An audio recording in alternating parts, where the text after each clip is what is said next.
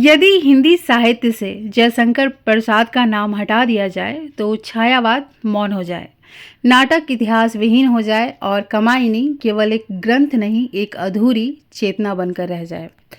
नमस्कार, मैं हूं डॉक्टर पूजा सिंह। आद्या एकेडमी के मंच से आप सभी का स्वागत करती हूं साहित्य के सितारे श्रृंखला में।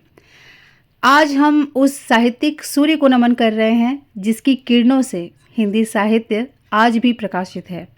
महाकवि जयशंकर प्रसाद। जयशंकर प्रसाद केवल एक कवि नहीं थे, वे कवि, नाटककार, उपन्यासकार, कथाकार और दार्शनिक सब एक साथ थे। वे छायावाद के प्रवर्तक, उसके उन्नायक और उसके महान प्रतिनिधि थे। जयशंकर प्रसाद का जन्म 30 जनवरी 1889, जहां गंगा बहती है और संस्कार सांस लेते हैं। वे वाराणसी के सुघनी साहू परिवार से थे जो तंबाकू व्यापार के लिए जाना जाता था। उनके पिता बाबू देवी प्रसाद संस्कृत प्रेमी, साहित्य अनुरागी, परंतु बाल्यावस्था में ही पिता, माता और बाद में बड़े भाई तीनों का साया उठ गया। ठीक यहीं से एक बालक नहीं, एक संघर्षशील कवि जन्म लेता है।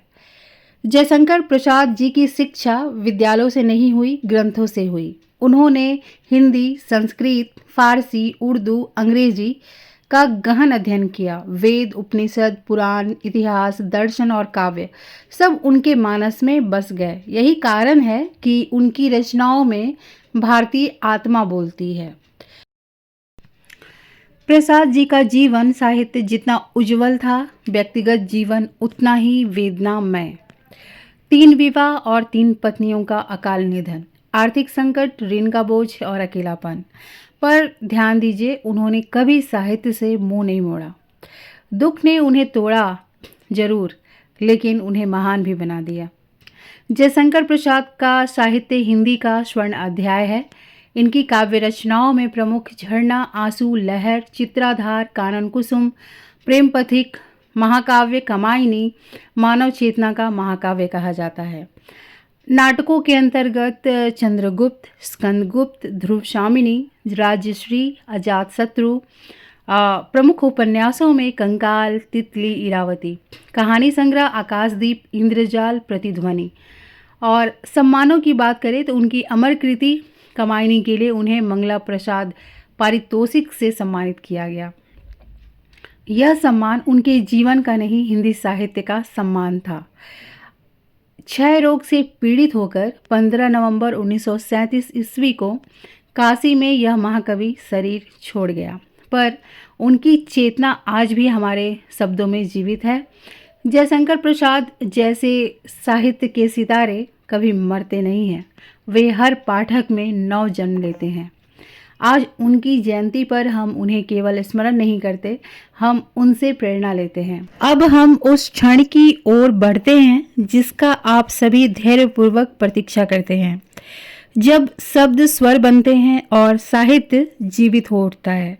प्रस्तुत है एक महान साहित्यकार की कालजयी रचना आंसू। आइए जयशंकर प्रसाद की संवेदना को सुने, समझें।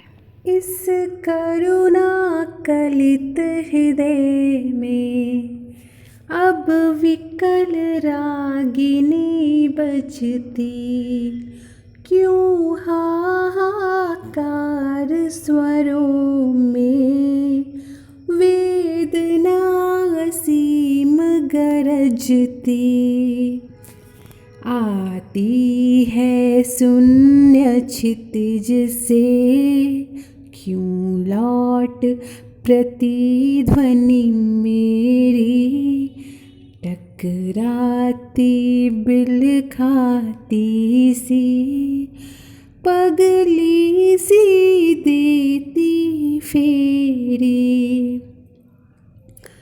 छिल छिल कर छाले फोड़े, मल मल कर मृदुल चरण से, धुल धुल कर बह रह जाते, आंसू करुणा के कण से, अभिलाषाओं की करवट फिर सुप्त व्यथा का जगना, सुख का सपना हो जाना,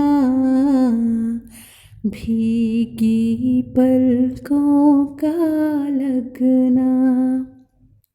जो घनीभूत पीड़ा थी, मस्तक में स्मृति सी छाई, दुर्दिन में आंसू बनकर वह आज बरसने आई। रो रो कर सिसक सिसक कर कहता मैं करुण कहानी, तुम सुमन नोचते सुनते करते जानी अनजानी। झंझा झकोर गर्जन था, बिजली थी नीरद माला, पाकर इस शून्य हृदय को सबने आ डेरा डाला। बिजली माला पहने फिर मुस्क्याता था आंगन में, आ कौन बरस जाता था रस बूंद हमारे मन में। गौरव था मिलने आए, प्रियतम मिलने को मेरे, मैं इठला उठा किंचन, देखे जो स्वप्न सवेरे।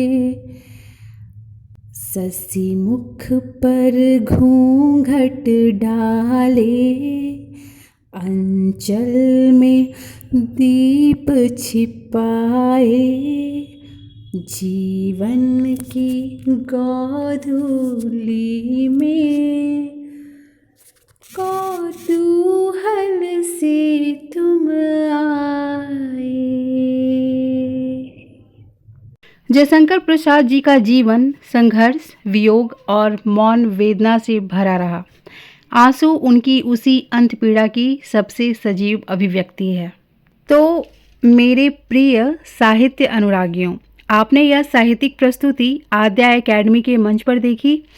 मैं पूजा सिंह आपसे विदा लेती हूँ इसी विश्वास के साथ कि साहित्य की यह ज्योति आपके मन में उजास भरती रहेगी। फिर मिलेंगे साहित्य के सितारे की अगली कड़ी में एक और युग परिवर्तक साहित्यकार के साथ।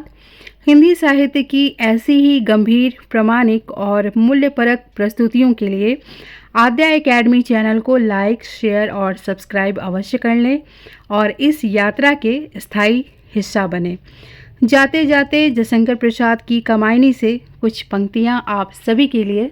क्या कहती हो ठहरो नारी, संकल्प अश्रुजल से अपने, तुम दान कर चुकी पहले ही जीवन के सोने से सपने। नारी तुम केवल श्रद्धा हो, विश्वास रजत नग पग तल में, पीयूष स्रोत सी बहा करो जीवन के सुंदर समतल में। देवों की विजय दानवों की हारों का होता युद्ध रहा, संघर्ष सदा और अंतर में जीवित रह नित्य विरुद्ध रहा। आंसू से भीगे अंचल पर मन का सब कुछ रखना होगा, तुमको अपनी स्मृति रेखा से यह संधि पत्र लिखना होगा, यह संधि पत्र लिखना